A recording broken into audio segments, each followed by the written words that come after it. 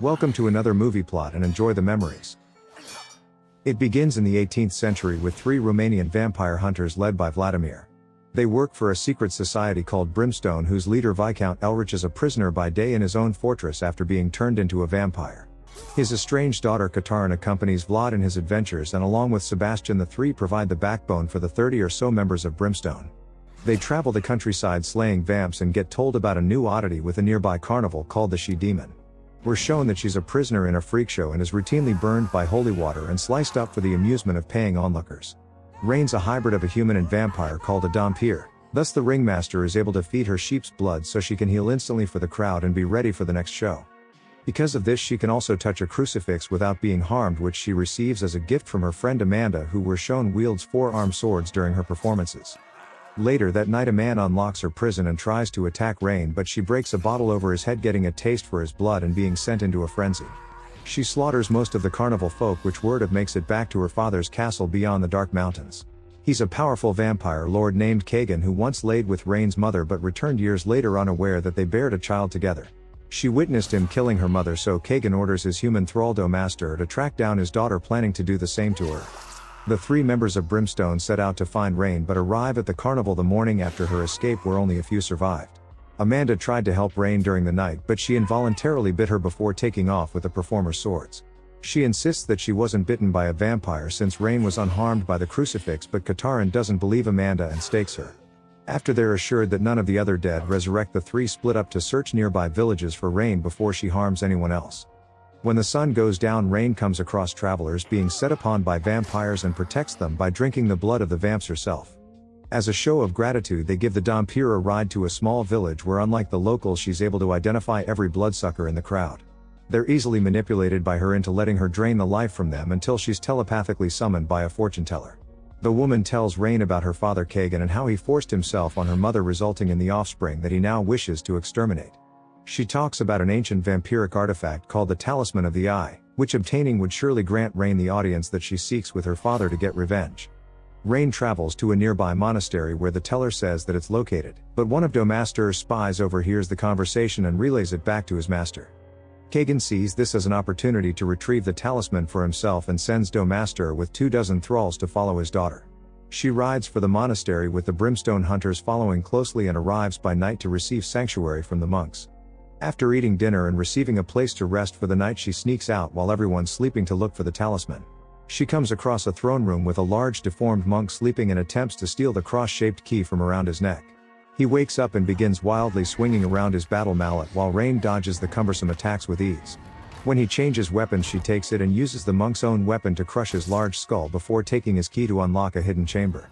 It's a room full of saw blades that Rayne traverses with her athleticism and retrieves a box containing the talisman from a pedestal. The moment she picks it up, the door closes and the room begins to fill with holy water, so she leaps to the ceiling and hangs upside down, clinging to one of Amanda's forearm swords. She accidentally makes eye contact with the talisman, which suddenly assimilates into her own and allows her to touch holy water. Just then the chamber door opens and Rayne meets the head of the order, who tells her that the eye's actually one of three. They're an eyeball, a rib, and a heart that belong to an ancient vampire named Belial that gives a vampire immunity to water, sunlight, and crosses. Because the eyes now become a part of Rayne and she's immune to crosses, being a Domastir, the only thing she's missing's the ability to go into sunlight. The thrall army suddenly attacks the monastery and begins slaughtering monks searching for the daughter, while the Brimstone three arrive closely behind. Rayne fights the familiars entering the building, but Domastir kills the Regal monk when he refuses to tell him where the talisman is.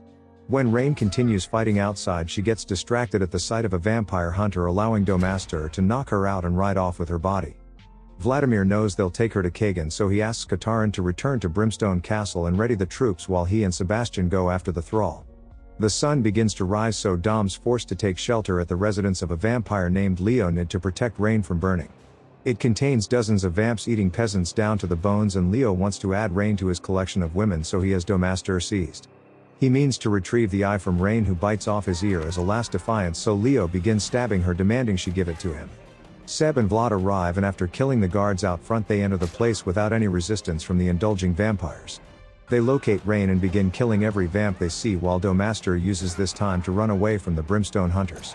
Vladimir challenges the lord of the manor, but when he proves to be too much, he begins shattering the windows instead, while Rayne tosses a blanket over herself. The sunlight enters, burning Leo to death while Sebastian and Vladimir rescue Rayne and carry her away. They sail for the Brimstone headquarters with Vlad saying that there's something special about Rayne, but Seb still doesn't trust her.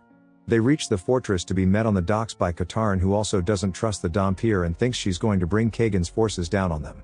She locks the prisoner inside a cell, but eventually Rayne persuades them that she only wants to help kill her father and promises to only feed on animal blood. They let her out and she receives her swords back to train with the Brimstone hunters, but one of them breaks and needs to be replaced. One night she learns Sebastian's family was killed by Vladimir when they turned into vampires and tried to attack their own son. The attractive age-appropriate pair develop a relationship out of nowhere and partake in the unnecessary 60-second love scene that looks like someone's perving from behind the desk. Although the other Brimstone members seem to be fine with her, Katarin isn't pleased that everyone's taking a liking to her so quickly. Sometime later the girls have an evenly matched spar with their swords, as Katarin was trained well by her father and more recently Vladimir. She tells Rayne that she has no loyalty to her vampire father, but then in secret later sends him a letter claiming that Brimstone is lost. Despite this, Elrich continues to keep the hidden fortress's location a secret from Kagan's emissaries as to protect his daughter's safety. Kagan's just wiped out the penultimate Brimstone society in Rome and now only has the one in Romania to eliminate, so he sends his thralls to scour the countryside. When they eventually locate Brimstone, out of the three only Katarin's there to defend it, as the other two have taken Rayne to the society's blacksmith. Iancu gives them all the weapons and holy water they could need, as well as the hybrid's forearm swords which have been repaired at Vlad's request. However, before they can return to the fortress, the group are met by a dying man who delivers the message that everyone at Brimstone's dead. He reveals to Rayne in private that Katarin betrayed them to Kagan, so that night she attempts to sneak over to the fortress while the others are sleeping. Seb catches her but plans to just meet up with her later at Kagan's and trades her necklaces for good luck or something.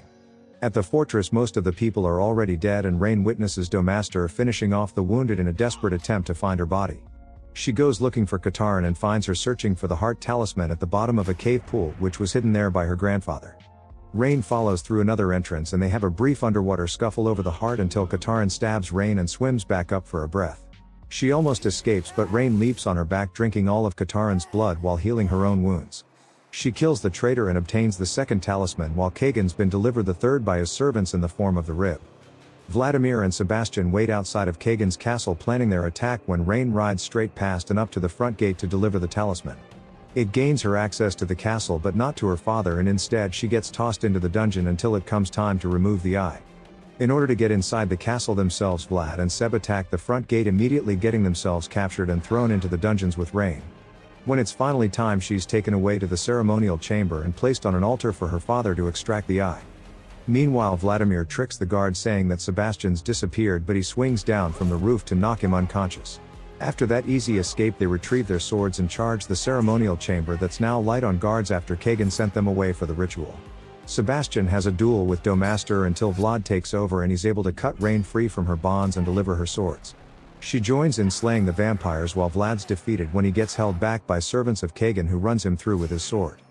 The vampire then opens the box which is supposed to contain the heart talisman but finds it already empty, as Domastir was too stupid to check it when Rayne delivered it. He challenges her to a fight trying to remove her heart and retrieve Belial's, as she's absorbed it like the eye and is now immune to the three vampire vices. They go back and forth as Rayne slashes her father, but Kagan does the same in return to a much greater effect, as pointy objects are still her weakness.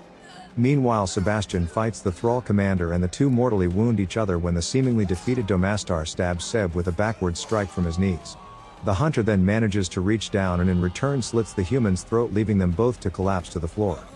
As Kagan prepares to cut out his daughter's eye, Sebastian tosses him a bottle of holy water which the vampire catches and the hunter shoots with an arrow. It burns him but Rayne's unharmed, and when Kagan catches the hunter's next shot, he's too weak to prevent Rayne from sticking it into his heart. He slowly dissolves away into dust as Rayne runs to the wounded Sebastian and offers to turn him into an immortal, but he refuses to become a vampire. He bleeds out in her arms as Rayne looks around to realize that she's the only survivor in a room full of corpses. Even Vlad didn't make it, as Rayne walks over to her father's throne to sit down and claims the seat of power as her own. And the movie ends.